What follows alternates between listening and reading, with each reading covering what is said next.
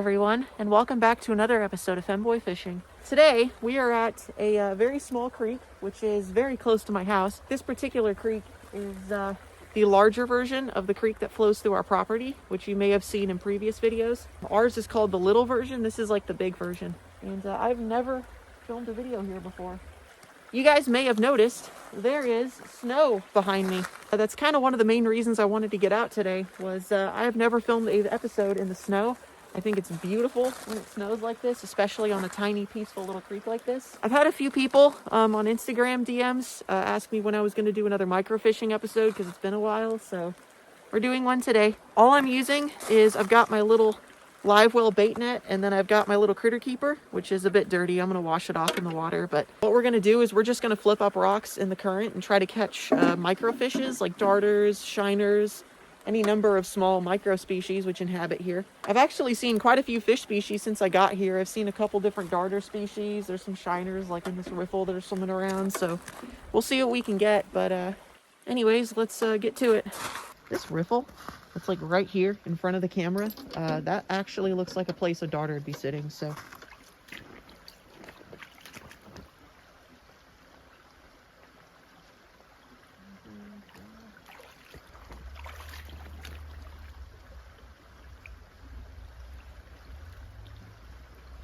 This next pool has a ton of shiners in it. I've seen some darters cruising on the bottom too, but they are very spooky. Yeah. This is a good spot. Let's try this.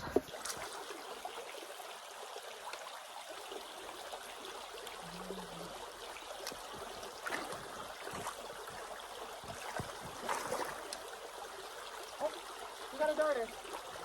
We got a darter. So for those of you guys that haven't seen one of my microfishing videos before, or any microfishing videos, this is a rainbow darter. I believe, yeah, it looks like a rainbow darter. It's a very common species of darter. And darters they're in the perch family, and their characteristic feature is that they have no swim bladder, which makes them rest on the bottom. So you see how this guy isn't like suspended in the water column like most fish? He instead sits on the bottom, and he makes short darts in the current from place to place, which is why they're called darters. But there is hundreds of species of darters in North America, and they are really pretty. They can get some really bright colors on them. He is cool. Look at that. Get him up in the sun maybe where you guys can see him. That is a cool darter. Oh, sorry, buddy. Let's go ahead and let this guy go free. Thanks for letting me catch you, buddy. I'll see you later. I dumped him in a good spot, right? Yeah, he's fine. These pools are deeper than you think they would be. The clear water is very deceiving because it only makes them look like they're a foot deep, but they're more like 2.5-ish feet deep. Here, let's go try this next riffle. There's like a creek that comes in right here, like a smaller creek that feeds it. That looks very fishy. Let's try this.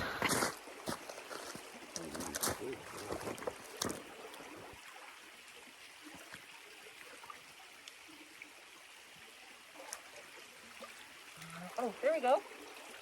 Oh, it's a stone roller. It's a little stone roller. I'm surprised we even caught him. It looked like he didn't get scooped up into my net, but no, he did. Okay, cool. Okay, so this right here, I believe, is a central stone roller. And they're called stone rollers because they live on, well, they live in rocky streams full of stones, but they kind of cruise on the bottom. They've got these like downward facing mouths they use to feed on stuff. And they're pretty cool. They're another pretty common species here. All right, thanks for letting me catch you, buddy. I'll see you later. I love like coming out here after we get a fresh snow because all of the tracks that are here are pretty much all animal tracks. Like we're the first person around here making footprints pretty much. There's those look like deer tracks. They've kind of been melted a little bit, but I've been seeing a lot of deer tracks. If we see anything interesting, I'll show you guys different animal tracks. It's pretty cool to see. If we follow this creek down far enough, which I think after a couple bends here, it eventually turns into this. It like opens up into a wide valley and it eventually feeds into a lake. So I don't know if we're gonna get down that far, but that'll probably be our stopping point if we get down that far. You guys want to go ice fishing? Oh, okay, that's not safe to walk on.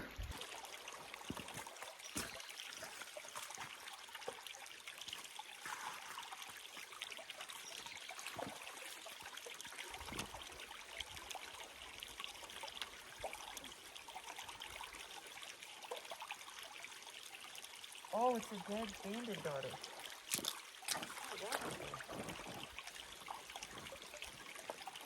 I noticed something orange that was kind of off. I was like, what is that? It's a dead banded darter. Or not banded, strippled, sorry. It's a dead strippled darter. I wonder how he passed away. This is another common darter species here, which is one of my favorites. They get this really pretty orange underneath them. I don't know if you guys can see that. Yeah, they have this like big black mark on their eye right there. Yeah, really cool. I wonder how he died. Poor guy.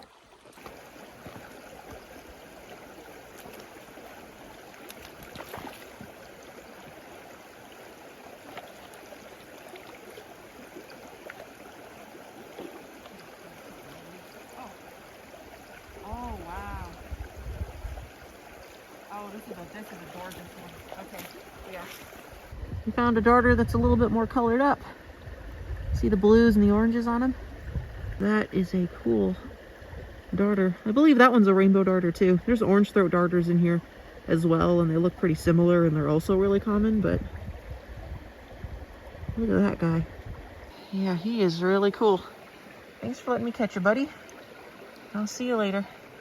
I found some animal tracks that I have no idea what they are. I can't tell.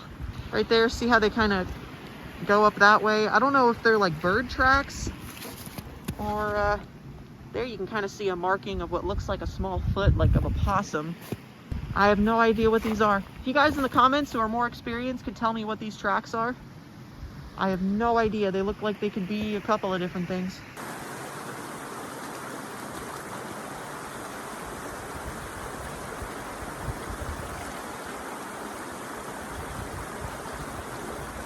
I've had some people ask me questions, how exactly do you microfish? Or how do I microfish anyway? And I know you guys have kind of already been watching me do it, but I'd kind of like to explain how I do this. A lot of people who microfish, they actually use like rods and hooks. Like they use really, really tiny hooks with bait or some kind of small, like really micro-sized jig to catch these tiny fish. But I've always found it to be kind of more trouble than it's worth. So I like to use these hand nets, which you can get these at pretty much anywhere that sells fishing stuff. They're pretty cheap. These little like live well kind of bait net sort of things. I go into like a riffle like this, like what's right in front of us here. And I will see upstream, like I'll take my net, right? I'll put it down on the bottom, I'll face it upstream, and I'll gradually work it upstream along the rock. And what happens is, especially with these darters and stuff, they will often, oh, there's a darter right there. I just got one. Oh, there he goes.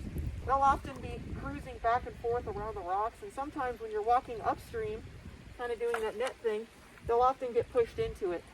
That's how I catch most of these fish. Another way you can do it is like if you're in a riffle and you've got enough like current coming this way, you can like put it under a rock. Like you can sit here, there's a rock right here, put your net down, flip up the rock, and oftentimes if the current is strong enough, it'll push fish into your net. That's kind of how I do it. I've had some people ask me questions about that, so I figured I should probably tell you guys.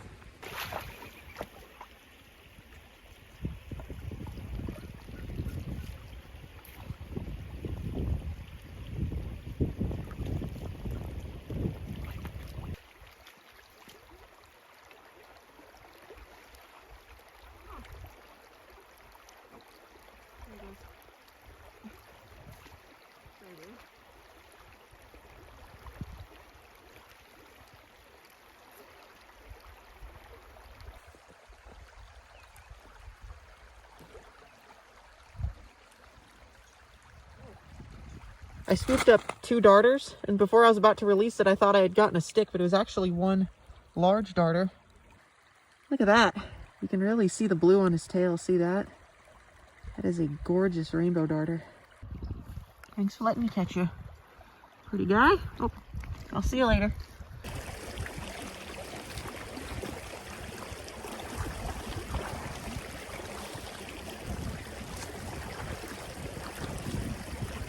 Oh, wow. Okay. We scooped up 5 different fish here, which is interesting. So it looks like there is a big pregnant female darter. There's a stone roller. There's like a baby rainbow darter, and then I believe this is an orange throat. I say that because it's got like a different barred marking on the top. You can see that stone roller right there. See how he's suspended off the ground? That's how you can tell he's not a darter. That is the fish that I'm very interested in right there, though. That big orange throat. What a cool fish.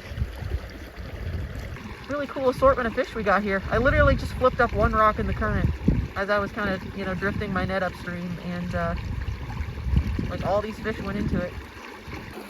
Thanks for letting me catch a fish. I'll let you guys go back in the riffle. See you later.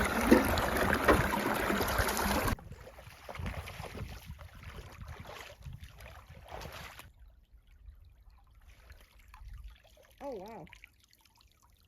That is a giant stone roller. Okay.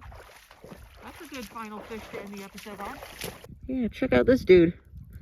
He's like 2 inches, maybe 2.5 inches long, which is bigger than any of the stone rollers we've caught today. That is cool. Kind of hard to see. All right, buddy. I'll go ahead and let you go.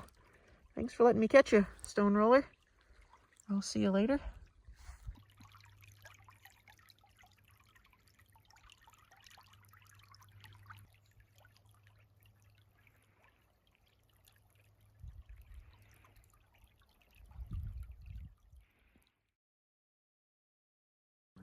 Thank you guys so much for watching another episode of Femboy Fishing. My hoodie is frozen. It's frozen. Oh my god. What? I don't know if you guys could tell by the hoodie I'm wearing. It's pink, white, and blue. You could probably figure out what I am if you know what those colors mean. And I kind of want to change the channel name. I'm kind of at that point where I feel like Femboy Fishing is no longer Femboy Fishing. It's just, well, it's not Femboy Fishing. So if you guys have any suggestions for name changes, let me know in the comments. It's been kind of irritating me that I'm still called that. So anyways, thank you guys so much for watching, and I'll see y'all later.